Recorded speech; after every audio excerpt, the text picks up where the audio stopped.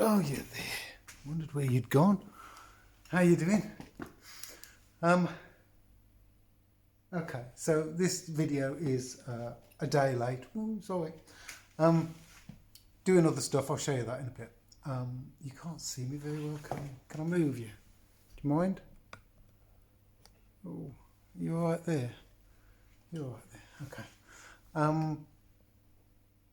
This video was going to start 2 hours ago, but I've been getting on with other bits and pieces and tidying the workshop up, and I sort of missed you out on a bit of stuff, but anyhow, shall we show you that? I'll show you that. Let's start you off. So I've been going through my timber and I had got this. Now this is off a guy I had it a while ago, Gil. And if Gil watches this, how you doing, Gil? This is part of your staircase from your 1960s house, and you kept this because you knew it was going to come in useful one day, and you gave it to me, and it's beautiful. But not just that, not just the fact that it's a lovely bit of mahogany and it's thick enough to make cameras with, and it's thick enough. Another part of this, which I'll show you, let me get on. So this is my cabinet in the glass centre, and this is a camera made from the same staircase that other piece is from. So a number of years ago, it's a good introduction. Do you like those dovetails? It's taken in the workshop and you can see. So a number of years ago I was asked to make some, sorry you've blurred about it, I was asked to make some cameras by Joe, and that's Joe's camera over there. That big thing is Joe's camera, and Joe asked me to make a few cameras for her, and this one is one of the cameras that I made. There was 5, and this one's back because somebody's pinched the bit out the front, what would be the shutter. But this was all made out of that piece of wood up there. It was all made from that staircase, which I was very lucky to get hold of. This thing's got a Raspberry Pi inside, and it's quite a special little camera, as well as the fact that it's a camera in itself. So there's, and yes, I made all of this out of a staircase, so it's pretty cool as far as upcycling goes and whatever. But yeah, it's a pretty cool piece. So I've just got to do something similar, really. So it's not that bad. Right, let's put you back in there. I'm going to suggest that you put the kettle on. Put me on pause, put the kettle on, grab yourself a cup of tea, and then we're going to get into the nitty-gritty of this thing. Right, kettle's boiled, so that's done. That's all ready. Let's discuss this thing. Let's see. Shall I move you a bit closer? I'm going to have to move you closer. Hang on a sec. Right, you can see what... Okay, that's pretty good. Okay, so remember me saying that this is the focusing panel. This is so that when they're adjusting these, they get it into focus. They see the image on there. Obviously, they have a big black cape over them or whatever, and they'd see the image on there. When they've moved this backwards and forwards, they've got the image exactly right. They don't touch that. Then they take this part out, so that comes out like that, and they put in the one of these that I've got to make, which is a plate holder.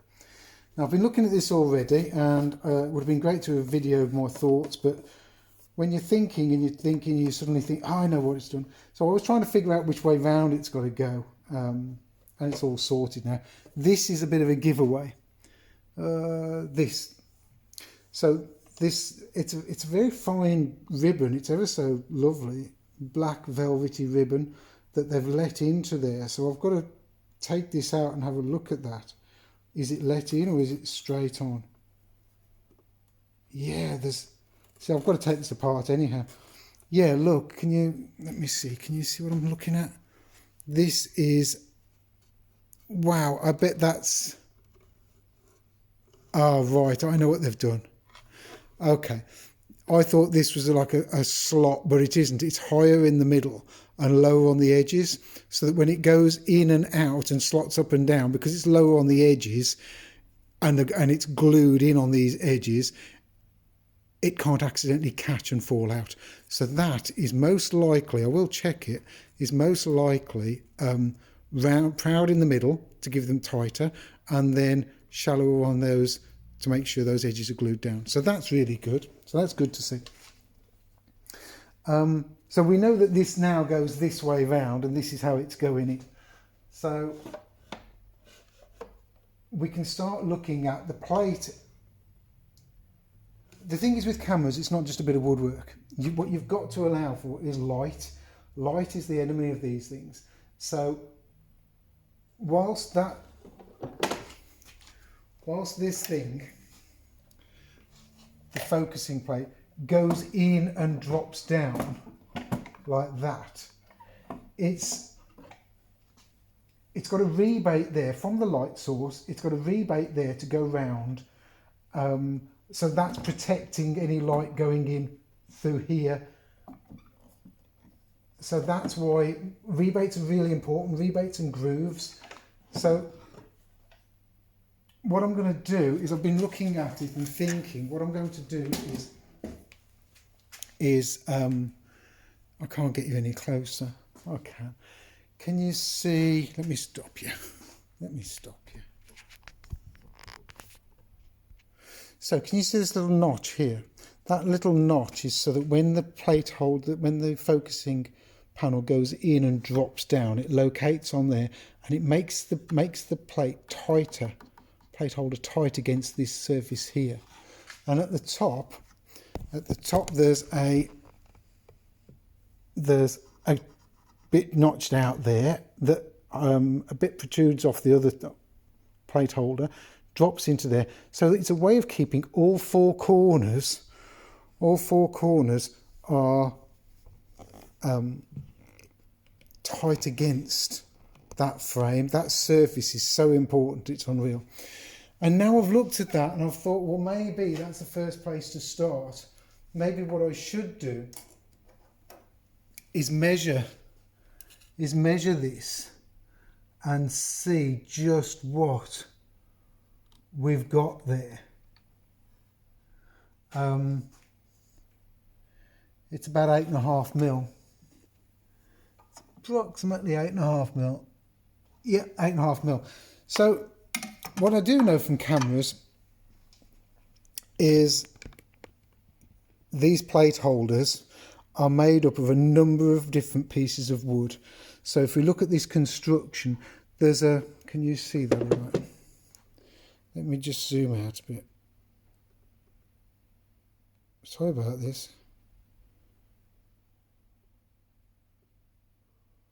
Oh, come on, Jamie. There you go. So we can see from this construction that there's a central panel there. Then that panel's almost got like an end on it, which it goes across there and up here. It's got another end down here, up there and up there. And then it's got two capping pieces, that one and that one. So for this one panel, we've got 5 pieces of wood. When you open these things up and have a look inside, there are so many rebates and edges and surfaces. The glass has got to fit in that one. Now this is probably the most important, it is the most important thing I've got to do. When the piece of glass goes in here, the external surface of the glass here has got to be in exactly the same place as the external surface of the glass on the focusing panel. It makes sense as soon as you say it. Whoops. It makes sense as soon as you say it. But if they're focusing on that glass, then this piece of glass needs to be on the same plane exactly. No messing around. So the panel I've got to make is going to have an extra 8 mil or so proud on this side, which will then come round here, which will create another rebate. So in effect, what we'll have is we'll have this rebate for light and then another rebate for light. So that's great. So they'll be happy with that. So that's good. But I think what I'm going to do, because this is so There is so much going on here and there's so much to do. I think what I'm going to do is actually build up the... Oh, I'm going to have to turn you off. It keeps dropping. Hang on. Sorry about that. I don't know what you were doing. It kept falling over. I'm going to build it up in layers. So the first layer, I mean, if we look at this, if I look at this really carefully, can you see where I'm pointing? No, you can't. Down here. If I look down here, this frame is mitered. So they've got a mitre there, mitre up here, yet mitre in all four corners. Maybe the first panel on the back here should be mitred in the same way. Here, there's more of that ribbon, look. See more of the ribbon? So that's doing a good job. We might have to replace that. I'll have a word with Joe, but Joe will see this video and we'll start a list now of things. I think I need Joe to get me some of this ribbon. She'll probably know the right people for it. When it is gorgeous ribbon. But it feels like dressmaking ribbon, so it probably isn't too hard to get hold of. So yeah, maybe the first frame at the back here needs to be a mitered frame, and maybe that's where we should start. It looks like it's approximately 8.5mm. I'll double check that off camera. Then that's the first, and then what I will do is I will actually, because I don't know how flat this surface is, I think I'm going to end up gluing this frame up in situ with maybe some bits of paper just as spacers, as packers all around to stop it gluing to this surface. Obviously it'll have to be waxed as well. But that glued together against here at the same time means I'm on exactly the same plane, and I haven't got to worry about twist. I haven't got to worry about any light getting in any other way. The better I do these initial pieces. So if I do that one, can you see where I'm going now? Come back on. Let me zoom in a bit. Oh, look. Video number 15. Like, subscribe, comment and share. It's really important that if you like and share and comment, it helps me get out there. It means you can have more content. It means the algorithms find me. And there's another thing I've really learned as well. I'm getting sidetracked, but it's important, is the number of, if I mention camera a number of times, I don't know whether you know this, but YouTube will pick up on the word camera restoration.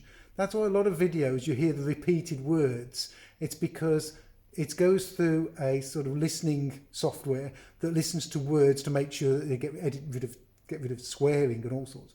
But it means that in your description you have to use those words. So if I say camera restoration, so I've been a bit crafty and I've got a whiteboard over there where I'm writing down keywords. Another keyword for today is Bob Geldof. I'm not going to get all Bob Geldof on you and start saying, you know, you've got to, you know, with your money. Do you remember that one? You might not be old enough. Bob Geldof. Yeah, he's asking people for money. I don't want money. Well, I do, but I want subscribers. I know 91% of the people watching this aren't subscribed, so I know who you are, but I don't really. I haven't got a clue. Anyhow, let's get back to this. We're going to make this in this layer. The second layer will be so that, can you see down there? There you go. The second layer, I think, will be the thickness of this little tiny peg here. And if I can make it that thickness, it means that at the top here, I can glue it to that piece. And at the bottom here, I can just cut that little bit out and then glue that next layer onto the initial mitered layer. Is this making sense? It should do. I hope it is. Anyhow, let's have a look at the list and see how it's going. Okay, the scary thing is I've just put my digital caliper on these four corners, and as accurately as I can measure all four corners, measure 9.1mm.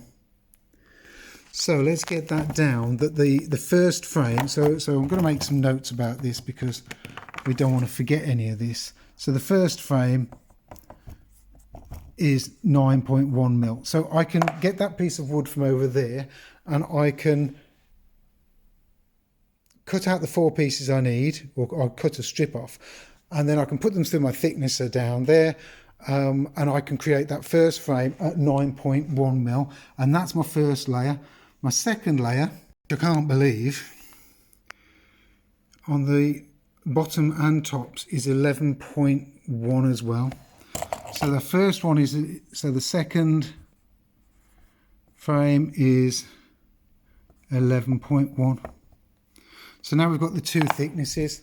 Now in amongst those two bits of frame that have got to fit to this, I've got to sort out other rebates that are doing all of this lot to get the glass in to sit at the right height. So I could measure it all off, do it all like that and get it all just in dimensions on there and get on with it. But actually I think it'd be more interesting to, I can't glue all these layers on in one go. I can only glue one layer on and then leave it to cure for a bit.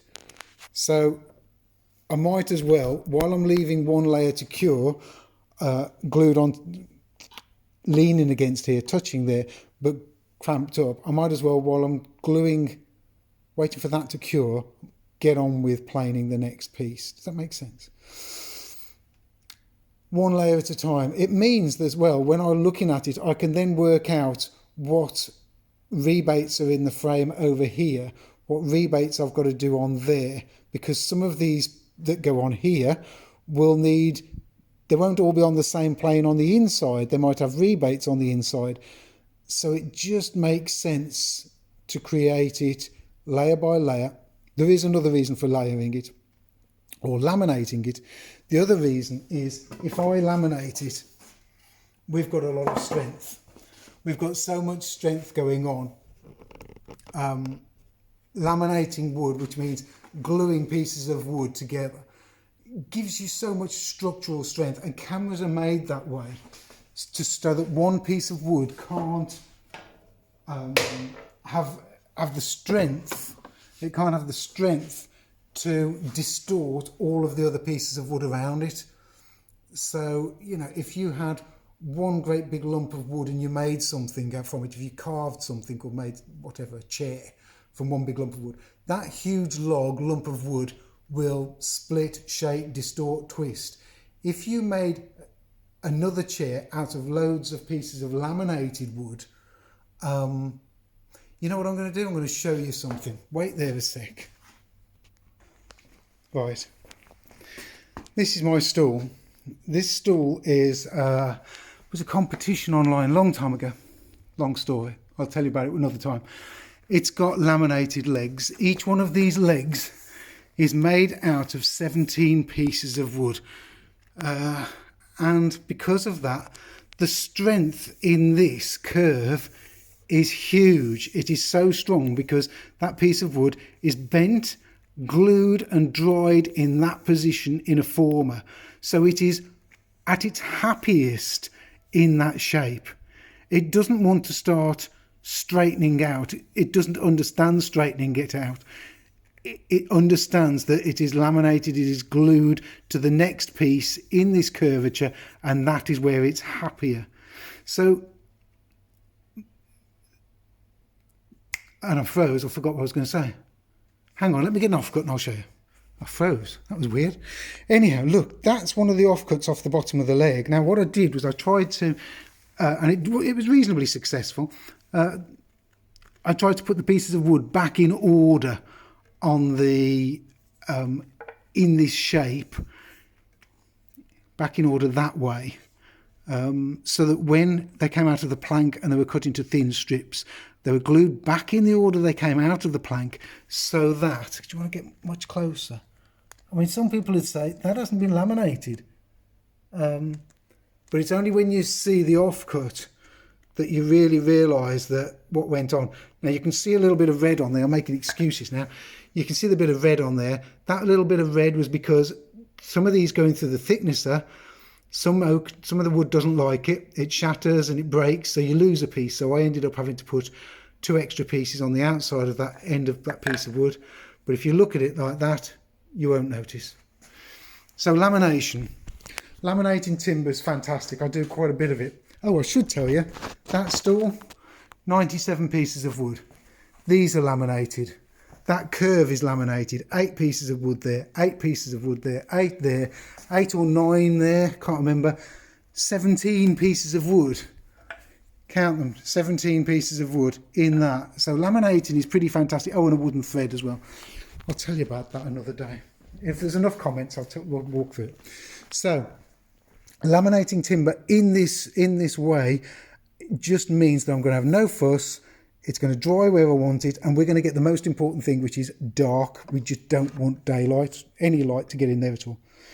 Right, I'm going to finish that there because I've got timber I know the width, the thickness of. The other thing is I'm going to make it this wide. So it's only got to fit from there to there. So I've now got the width of the timber. I know the length of the timber because I can take it off there. And I know the thickness of the timber. So I've got my first plane sorted. And I think once I've got that planed up and I start mitering it, I'll switch you guys on. You can see what I'm doing, see how I'm going through it, and we'll take it from there. So thanks for watching. Please, I'm not going to do Bob Geldof. Just, 91% of you aren't subscribing. Subscribe, we'll get more of this. You'll get more little bits in the videos of other things. I'm not a YouTuber, I'm a woodworker, and you will get bits towards the end of the videos of other things I've worked on, I'm working on, I'm doing. And subscribe, please. Comment, like, share, all the stuff, and I'll catch you next time. This will be uploaded tonight, and I'll be doing another one probably tomorrow for Friday. So see you in a couple of days' time.